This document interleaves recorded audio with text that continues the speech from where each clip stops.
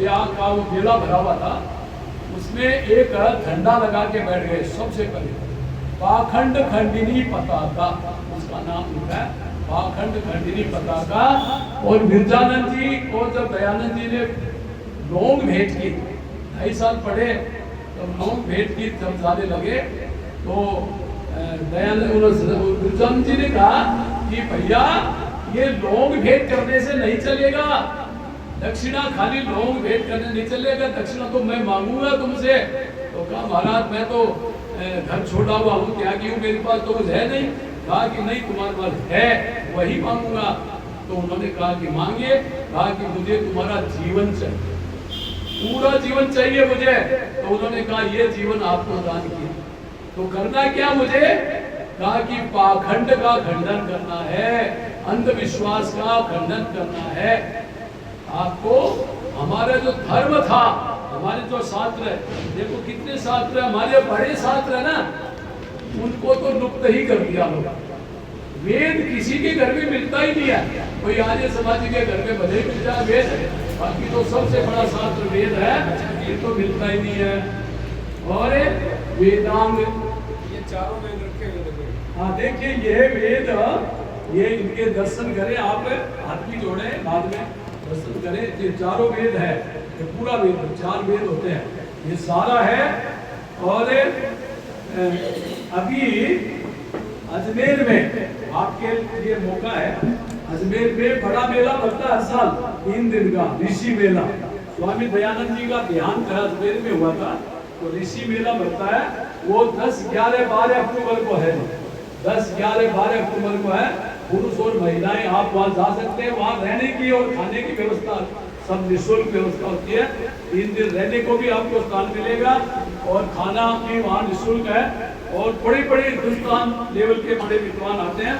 तो वो मेला 10, 11, 12 अक्टूबर को होने जा रहा है। और वहाँ आर्य समाज का जो साहित्य है वो सब मिलता है वहाँ पर, 10-15 दुकानें लगती है वहाँ पर, तो उनमें हर तरह का आर्य समाज का साहित्य वहाँ पर प्राप्त हो जाएगा। आप वेद भी जान मंगाना चाहें तो वेद भी वहाँ उपलब्ध रहेगा।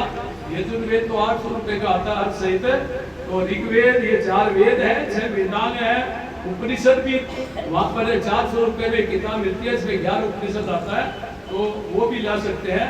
और मैं व्याख्यान तो देना के लिए ब्राह्मण लेके आया था, ब्राह्मण को, तो इसके मैंने तैयार किया था कि ये ब्राह्मण में से कुछ मैं बोलूँगा, लेकिन मुझे अब ध्यान आया कि इसको नहीं करके ग्रहण के बारे में हम बात करते हैं। ग्रहण के बारे में बहुत अंधविश्वास है।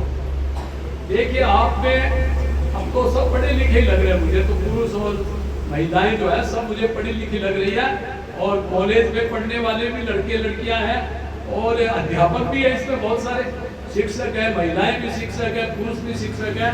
तो शिक्षक ग्रहण के बारे में हमारे किताबों में पाठ आता है, 7वीं 8वीं में या 9वीं 10वीं में। अब मुझे ध्यान नहीं आजकल कौन सी किताब में पाठ आता है, ये बच्चों ने पढ़ा होगा, जो कॉलेज में स्कूल में पढ़े सबने पढ़ा होगा।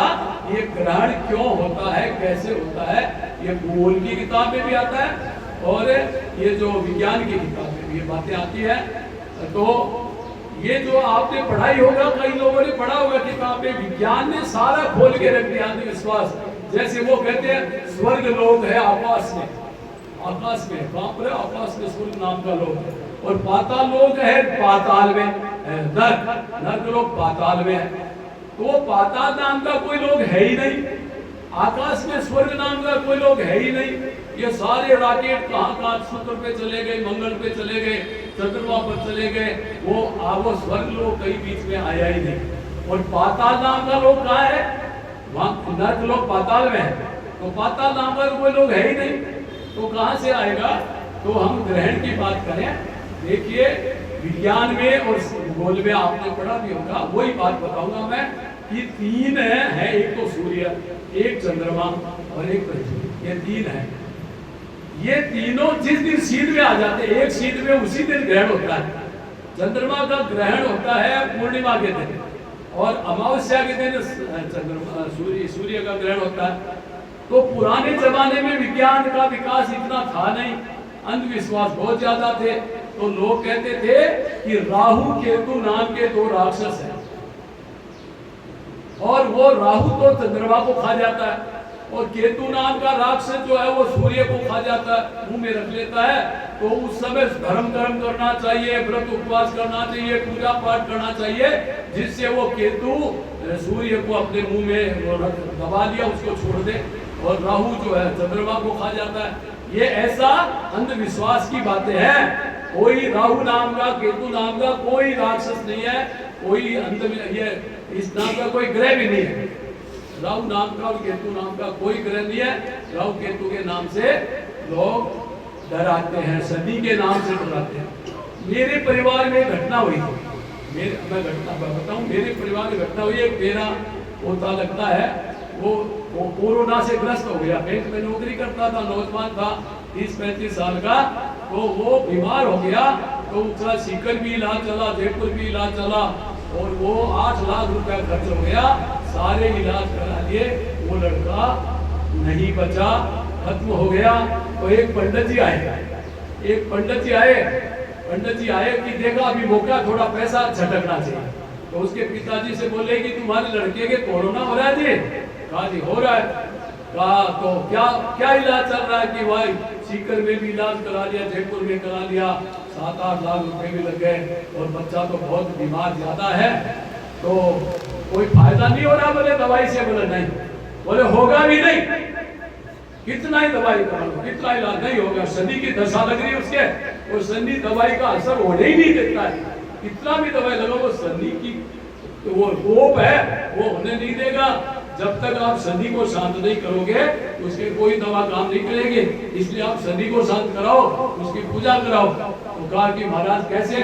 बोले 40,000 का खर्च होगा, हम शनि की पूजा करा देंगे, शनि का कोप शांत कर देंगे, और तो वो फिर वो सारी दवा काम करेगी, फिर सारा इलाज काम करेगा।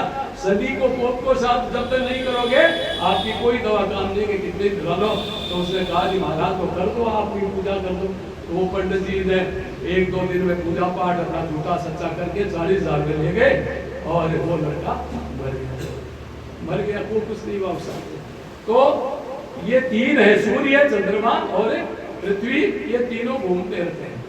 सूर्य भी घूमता है, ये तो अर्थ नहीं कि सूर्य नहीं घूमता है, लेकिन सूर्य कब घूमता है? सूर्य की का चक्कर दूसरा है, लेकिन पृथ्वी सूर्य के चक्कर लगाती है, और चंद्रमा पृथ्वी के चक्कर लगाता है, और पृथ्वी के साथ साथ में, और वो पृथ्वी घूमती है तो चांद घूमते घूमते सूर्य की भी चक्कर लगा लेता है। तो ये तीनों जिस दिन शीत में आ जाएंगे, उसी दिन ग्रहण हो जाएगा। तो आज क्या होगा जी? आज क्या होगा कि आपने सबने पढ़ा गीताओं में कि चंद्रमा में कोई रोशनी नहीं होती है, खुद की कोई रोशनी नहीं है, कोई प्रकाश नहीं है। वो किसका प्रकाश है जी? बच्चे लोग पढ़ते हो, सूर्य का जो प्रकाश है वही जाके चांद पे पड़ता है, और वही वो रोशनी टकरा करके हमारे यहाँ जो चांदनी आके पड़ती है, वो रियल में वो चांद का प्रकाश नहीं है, वो सूर्य का प्रकाश, सूर्य की धूप है। चांद पे टकरा के हमारे धरती में पड़ता है, तो वही जो चांदनी कहलाती है, वो सूर्य का ही प्रकाश है। लेकिन यदि चांद और सूर्य के बीच में पृथ्वी आ जाएगी, ऐसे घूमते हुए, पृथ्वी घूमते हुए आ रही है, देखो घूमते घूमते आ जाएगी, और सूर्य का प्रकाश के बीच में जब धरती आ जाएगी, तो सूर्य का प्रकाश वो उस चांद के ऊपर नहीं पड़ेगा।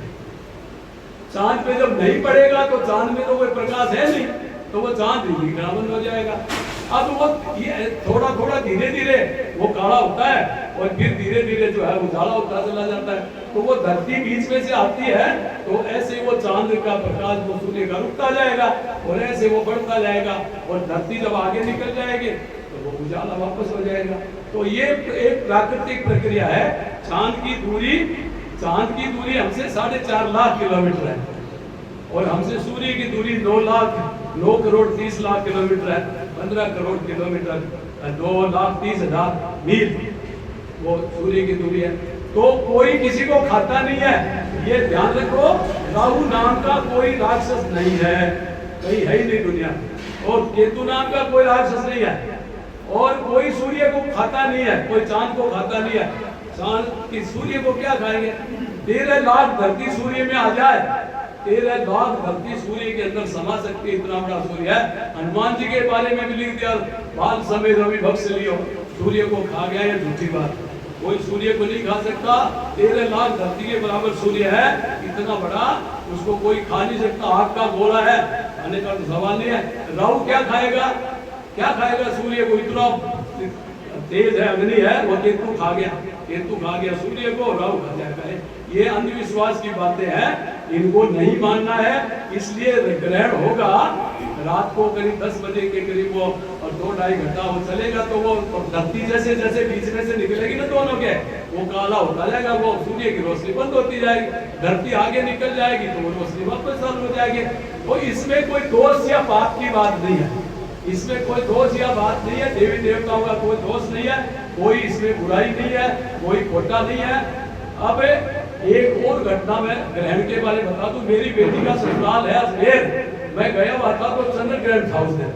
तो मेरे जो संबंधी है ना, लड़के के ससुर जी ने कहा कि आज तो हमारे घर खाना नहीं बनेगा। क्यों नहीं बनेगा, बोले आज तो ग्रहण है ना, तो ग्रहण 9-9:30 बजे शुद्ध हो जाएगा, तो उसके बाद सब लोग नहाएंगे और नहा करके पहाड़ के ऊपर ही मंदिर है शिव जी का, वहीं पर पूरी कॉलोनी का खाना है, वहाँ प्रसाद है, वहीं जा करके मंदिर में दर्शन करके वो हम खाएंगे। तो मैंने कहा आप भी वहीं चलना मुझे, मैंने कहा नहीं जी, मैं जो मंदिर में खाता नहीं हूँ कहीं भी, और मैं तो करीब मेरे तो बढ़वा देना, बाद में बढ़वा देना 9-9:30 बजे जब शुरू हो जाए। मेरी बेटी भी मेरी बेटी है, मेरे पास बड़ी आर्य समाज का संस्कार है, वो भी बोली नहीं मैं भी मंदिर में नहीं जाऊंगी वहां से बड़े पहाड़ पर। तो मेरी बेटी बोली बाबा जी हम तो आप बाद में बढ़ा लेंगे हमारा। तो मैंने कहा चलो देख लेंगे मंदिर में कैसा बेड़ा भरता देखेंगे।